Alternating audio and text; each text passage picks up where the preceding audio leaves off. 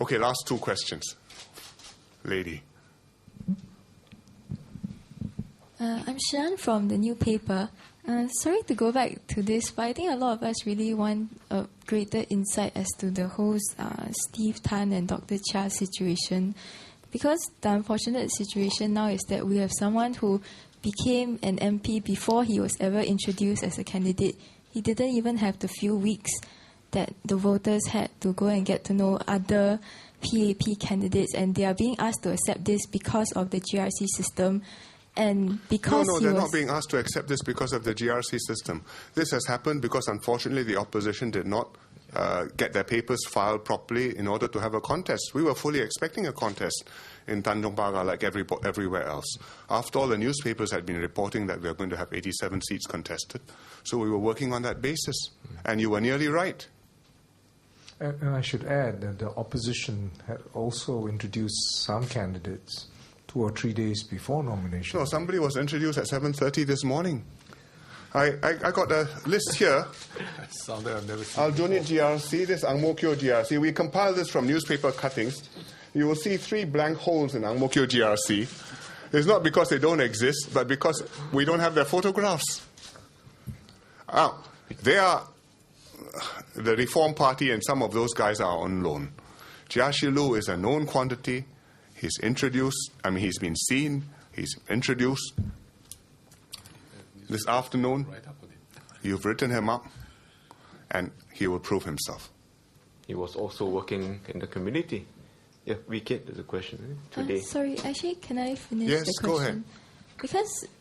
Especially because I'm also a voter in Tampines GRC, I feel a bit concerned about this issue of Steve Tan. Was it a fresh issue was it an old issue that was freshly dug up, or is it a brand new issue? Because no, I'm not going to answer all that. I have said that at the last minute, he told us for personal reasons, he was unable to stand.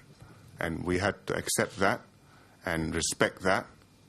And if it had not been necessary to do it at the last minute, it would not have happened at the last minute. Does it make sense for me to volunteer to do something like this if I had had an alternative? Yes? We get from today. Can I just ask, inclusiveness is one of your manifesto planks. Yes. Given that this fight is likely to be quite intense and quite divisive, how do you plan to actually, looking beyond the elections, how do you actually plan to actually gel Singapore society back together? Given that the SDP issue has really divided opinion on the ground. What issue? The SDP Holland Bukit Timah. No, I don't think the SDP issue is a matter in this election at all. It has come up. It's one of those things which got discussed. But this election is not about 377A or gays. This election is about the future of Singapore. And how do we assure that future of Singapore? And I think that's a very serious matter which we have to debate. You are not going to have debates in which everybody ends up with a unanimity. Very few subjects.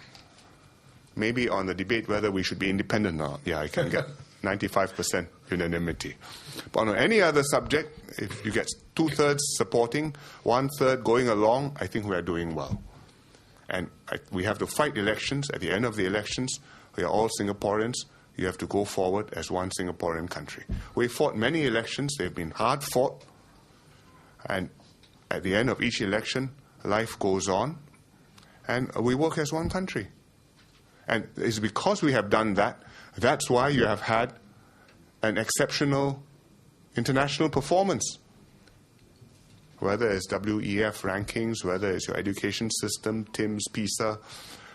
We actually compile a list of all these initials where we did well, as well as a few where people put us at the bottom of the list for one reason or another, just to educate our candidates. But overall, we've actually done well on many counts, and the reason we've been able to do that is because we've been able to stay together and united and work as one country. If you're permanently divided, and you're always 2/3 say yes, 1/3 say nay, and then we argue every issue, then you become like America, or if that's not a good enough example, you can become like Japan, or if that's not a good enough example, you can become like Belgium. But that's exactly what we don't want to do, and that's exactly what we fear when we listen to these slogans from the opposition and they say, oh, no harm, let's have a little bit more.